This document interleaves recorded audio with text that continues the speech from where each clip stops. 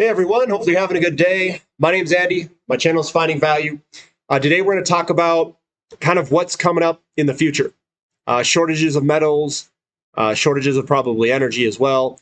But we'll talk about a wide array of things. I've got some data here as well for a variety of different things that we can talk about and get you caught up on what the current data and current outlooks and paradigms are on the market. So let's dive in. I'm going to talk about kind of some shortages first. It says the energy transition has a major metal problem. As the global energy transition continues to accelerate, the demand for key battery metals is soaring and demand is struggling to keep up. The inconvenient truth of the energy transition is that the industry is at the top of the clean energy supply chain is very carbon intensive one. Nice, right? President Biden, recognizing this reality, has added strategic and critical metals to the Defense Production Act of 1950. Now, there's a couple of quotes I want to read here. Get your kind of mind right, at least the way that I think it should be kind of looked at and perceived at. It says, recessions are short-lived, and while demand can decline markedly, recovery can be quick, with absolute demand back to normal in 1 to 2 years. And I'm just kind of using this to remind people that recessions don't last forever. They're short. So you're not losing money if you ride through a recession in a commodity bull market. Don't be afraid that a recession could potentially come. It will be short-lived, in my opinion. Supply shortages could actually grow because of more problems in getting investment during an economic slowdown, he argues. So even if we do have a recession, the supply shortages could actually grow because of investment type decisions during a slowdown. It says, the energy transition will not happen without massive increase in the supply of metals. The report notes, radical change to the world's energy and land use systems is required. Time is short and current rates of investment are insufficient to bring about the required change. The required change for an energy transition. So what I'm trying to get at is, if we have a recession, whenever that is, we can ride through it. It could be short. I think the recession is going to amplify the energy transition problem. And the energy transition might not happen because of supply chain, because of metal shortages, the supply of metals. Just keep that in mind, because if you're invested in oil and natural gas, kind of like I am, and we don't go to a transition, the price of those are going to go, I think, dramatically higher. We've got another problem here. It says the aerospace industry is grappling with a titanium supply shortage. The current geopolitical climate is wreaking havoc on metals market. Titanium in particular is facing a major supply shortage. The aerospace industry depends on titanium. And the titanium market is bracing for price increases. There could be some massive increase in prices of titanium. We've got over here, it says India's coal supply shock causes major power outages. So we've got coal problems as well. Thermal plants across the country are grappling with coal shortages as the power demand in states has increased. And many of them are not able to bridge the gap between demand and supply because of insufficient coal stocks at thermal plants. So not only can we have potential shortages of the metals, we could have energy shortages on top of this. And on top of it, titanium and all these other metal shortages. What I have in the middle here, that's this guy here. We've got the big three, U.S. big three, crude, gasoline, and distillate inventory. This is the deficit to the 4-year average. So 0 is the 4-year average, and we are continuing to decline at faster paces into our inventories. So the problem isn't being solved. We are not supplying more oil, and we are not demanding less oil. We are actually doing the opposite. We are supplying less and demanding more, which is increasing the deficits of our inventories. This is not sustaining. We can't have this forever. So at some point, we're going to have to get into a demand destruction scenario. So right here, underneath it, I've got the hedge fund manager Cuppy $200 oil, oil supply deficit keeps expanding. This is the oil supply deficit that keeps expanding. And he's starting to talk about $200 oil. I've got Lynn Alden here. She says, there is not a great historical record for this. The Fed's tools, at best, mainly revolve around managing the demand side. If you reduce demand, you can reduce inflation by causing a recession. Maybe it's different this time? Question mark.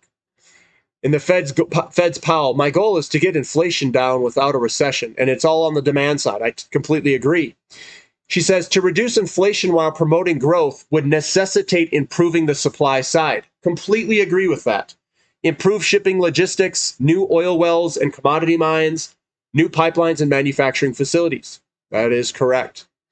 So if you have too much money in the system, you have to increase the supply to accommodate that new money. If you don't accommodate the new money, you're just left with a bunch of inflation. And the only way that you can pull that back if the supply side isn't reacting is to kill the inflation or the demand. Coming over here, I want to read a couple lines from here. This is the global natural gas crisis is coming to North America. This is why I'm positioned so heavily in natural gas and oil, is because of these reasons. And I want to go over a couple of the reasons. So keep in mind, these are clips, little snippets I took from it. Asian and European natural gas prices today stand at $30 per MCF versus $7.50 per MCF here in the United States. Given the underlying fundamentals, we believe they're about to surge and converge. The natural gas price is going to surge and converge with international prices within the next 6 months, is what he believes. The next 6 months. The convergence of U.S. and international gas prices will come out of nowhere and take all investors by surprise, except for finding value, because I know that this is coming. Over the last 15 years, driven by the shale gas revolution, U.S. production has grown by an incredible 85%. In the last 6 years alone, gas supply has surged 60%. But guess what? Almost everyone believes U.S. gas supply can continue to grow strongly as we progress through this decade. Little analysis is being done by anyone on supply issues or how long this shale gas revolution has left to run. But guess what, guys? Over 50% of U.S. gas supply comes from just 3 fields. The Marcellus, the Haynesville shale gas fields today produce almost 40% of U.S. gas supply. Adding in Permian takes it to 52%. As we will discuss extensively in our upcoming quarterly, we believe that the tremendous growth of U.S. natural gas supply, all shale driven, is about to slow dramatically. And both those fields, shale gas plays, are in the process of plateauing and will begin to exhibit declines in the next several years. These 2 gas fields alone represent 40% of the U.S. supply. So they think, this is Adam writing this from Rosenswag or whatever. He thinks that the shale gas fields are basically plateauing, and that we are going to converge with the overall international price of something closer to 30 per MCF from 750. That's a huge increase in gas price swings. So it says unanticipated slower U.S. natural gas supply growth will swing the U.S. natural gas market from a structural surplus, a condition that has now existed for well over 15 years, to a structural deficit. Almost immediately following the shift, the U.S. natural gas price will surge and converge with global gas prices. Given today's 35 per MCF international gas price, U.S. natural gas could surge by almost 5-fold. The global natural gas crisis has largely bypassed the United States over the last 12 months. However, our analysis tells us that this is about to change. The next phase of the global energy crisis is about to emerge in the U.S. natural gas market. Given the huge amount of natural gas consumed in the U.S. economy versus that of oil, the impact from surging natural gas prices will be monumental. So I wanted to cover that because, everyone knows on this channel that I am a massive natural gas bull. Massive. And that's how I've heavily positioned. On our website, the Finding Value website with the Platinum membership down below, I've got a couple of natural gas plays that I think are really good. Highly leveraged companies with very big potential moves to the upside. If this is coming, I think it's great to position for it. And if you want to know how I've positioned for this, please sign up Platinum membership below, and that'll get you there. Looking at Charlie Bolello, this is the 2022 returns of a lot of different companies in technology. They're absolutely getting smoked. Absolutely getting smoked in the technology world. It's because of the increasing interest rates and the discounting of net present value calculations that's impacting the technology companies.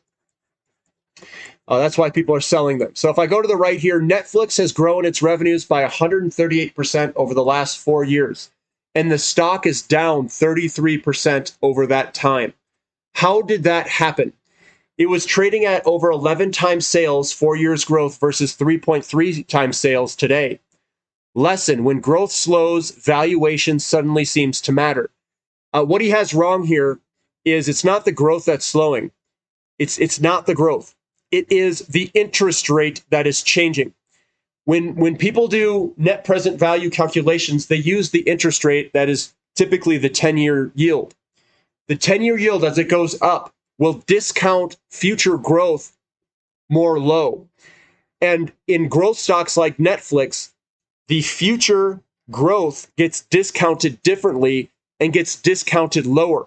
That is why it is being discounted differently. It's not as growth slows, it's as interest rates go up that it gets valued differently. That's why these are being valued differently. Average used car prices up 32% in 2022. And what this is telling us is that when we have supply shortages in our system, we'll call it chip shortages for new cars, that the cars that have existing minerals and existing energy sunk into it will go up dramatically. So we have squeezes. If you can't buy new, you'll have squeezes on the things that are old. So another thing that you could do coming up into a crisis of potentially shortages and supply chain shortages and mineral shortages coming up is to buy the things that you need today that are cheap under a non-shortage scenario, and make sure that you can weather a large shortages in the system coming up. So think of things like a furnace and a furnace, a car, a washing machine, a dryer. Like those types of things I think will all go up because they're complex assemblies.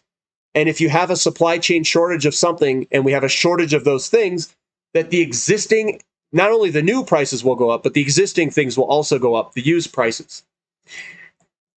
Looking at the average 30-year mortgage rates in the US, 1970s was 9%, 80s was 12.7%, 90s was 8.1%. We went to a historic low in the 2020s, and today we're at 5.1%, which is still historically a very cheap interest rate. Yes, we're coming from a very low bottom, but I still think that it is historically quite low. It is lower than all of the 2000s, 90s, 80s, and 70s. We've got a new post here. Is a low unemployment rate bullish for stocks? Probably not, because you're going to have inflation. Inflation increases interest rates.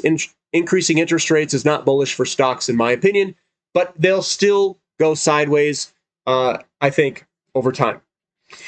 Coming on to the right over here. The U.S. housing boom continues with the median sales price of an existing home hitting another record high, up 15% over the last year and 34% over the last 2 years.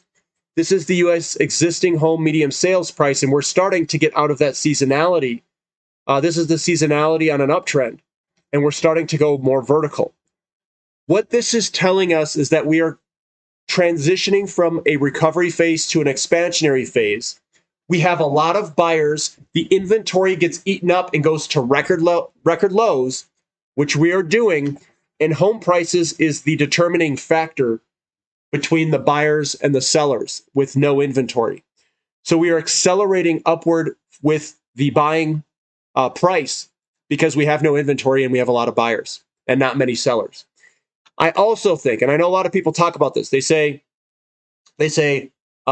mortgage rates, it's not going to be affordable to buy homes because of the mortgage rates. My question back to them is, well, who's going to sell their house when they have record low interest rates? Why would you sell? So I think what's going to happen is you're going to see a very few amount of homes going onto the market to be sold because people don't want to sell their house. They've locked in record low interest rates. So your people are locked into their house because they couldn't afford to buy their house, the same house with a different interest rate. They don't want to. They don't want to pay the more money. It says U.S. industrial production hit a new high in March, surpassing the prior high from August 2018. That's pretty important there. Another one, the U.S. housing boom continues with housing starts rising to their highest level since June 2006. Now, keep in mind, everyone thinks, oh, at June 2006, that means that we are in a bubble. It doesn't mean that if you don't have enough homes in the system. We are not coming from a position of overbuilding. We are coming from a position of underbuilding. And a higher demographic is coming into play. 1.8 million maintains a flat, a zero deficit and a zero surplus, given the demographic of the millennials. So the millennials are coming into the home buying years with 1.8 million at that level. So we have to build at 1.8 million clip to remain flat. So we have to build a far more than what we've built. We are still in a deficit. We are still in an underbuilt scenario, and we've got to build a lot more. We've got, Charlie, I'll be ending here on some of these here. It says commodity price changes over the last year. Natural gas is the winner at 192%. I got it right, guys. That was my guess, was natural gas was going to be the #1 commodity for the year of 2022. It's important to position that way, and I'm in crude oil is up 70%. Natural gas is at 192. Those are my plays. Those are my big ones. Uranium's another one that I really like that I think will do incredibly well. So uranium, basically anything energy related. I think that energy is the root cause of our problems. So I am investing in what I think is the root cause of the problem, which is all energy-driven problems. So natural gas has a huge upside potential, and so does oil and uranium. Peak valuation exceeds 2000 bubble in most deciles. While tech correction has been substantial, and there are likely some bargains, starting values largely higher than 2000 with substantial room to fall if prior troughs are reached. So we could, since we had a higher peak, we still have substantial room to fall in those valuations of technology companies. Higher interest rates will be a factor in how these technology companies are valued. Now, I don't think that we are going to go straight higher in interest rates. They will cycle back and forth. We could pull back on interest rates here in the short term for a little while. It doesn't mean that we go straight higher. But what is important is to understand the pricing mechanisms behind all of this. Interest rates have a huge impact on technology pricing. Their valuations will come back down when interest rates go up. That is an important thing to understand as an investor. And with increasing interest rates, money is going to start to rotate over into commodities and precious metals. So I think that the housing market will remain robust. I think that prices will remain high or go higher. And I think that interest rates will have an impact. It will on affordability. I just don't know who's being impacted right now because of it. The interest rates may not impact the market as big as what most people think. We have to wait and see what the inventory levels do over time.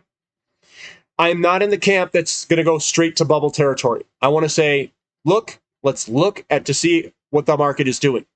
Let's see how it impacts housing starts and inventory levels. And then we'll make our decision from there. We have plenty of time. This isn't fast. This is like moving the Titanic, all right? And that hit an iceberg and fell. It can't move very fast. It's slow moving. We're going to see how the markets move. We're going to make our decisions based off that. And that's how we're going to position. We're going to position for those type of movements. And remember, commodities can go up while the housing market peaks for a very long time. It could be 3 or 4 years from today and where we have a crash in housing. So anyone who's saying we have a bubble implies excess inventory. We don't have excess inventory. We're not in a bubble by definition, in my opinion. So that's what we see there. If you guys are interested in signing up for the website, definitely check out the website below. Platinum membership gets you access to everything. I've got a couple of really good plays in natural gas, a couple of good plays in uranium, a couple of good plays in shipping. I'm picking what I think are the best companies based off of the due diligence that I've done. So if that seems interesting to you, definitely sign up. Platinum membership gets you the access. We've got our weekly calls that we've been doing. And I'm going to be setting up a training session for technical analysis for everyone who's a platinum member. So if you're a platinum member, you get that all that value for free, or all that value under the platinum membership, whatever the cost is of the platinum membership. And that's what we got. So hopefully you guys enjoyed the clip. Give me a thumbs up. Subscribe to the channel if you haven't. And we'll catch you next time. This is Finding Value.